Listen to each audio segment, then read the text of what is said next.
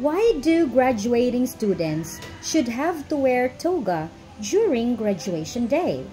The toga or gown is called an academic dress, which originated in 12th century in Europe.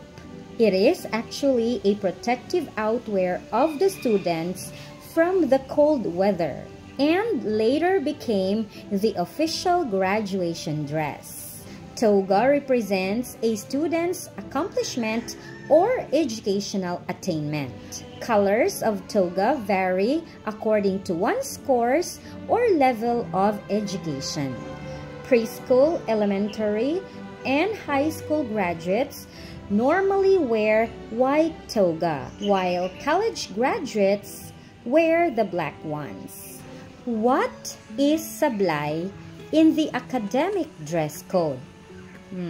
Sablay is not just a decoration during graduation day. This sablay symbolizes our nationalism and the importance we put upon our indigenous culture, which are among the values learned from the school. Using sablay is not very popular before in high school graduation. But when K-12 was implemented in year 2012, the first 4 years in high school was then called junior high school. And instead of having graduation after 4 years, it was then called completion ceremony or moving up ceremony.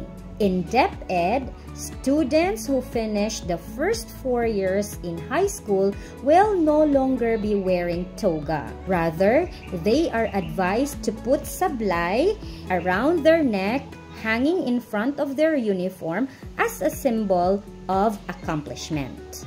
In senior high school, the first commencement exercise of K-12 was made last 2016, where most of the schools added sablay on their academic costume to identify the strand of every graduating student. Therefore, senior high school candidates for graduation wear their toga, and in front of it is the sablay. I hope you have learned something from this video. Thanks for watching. Bye!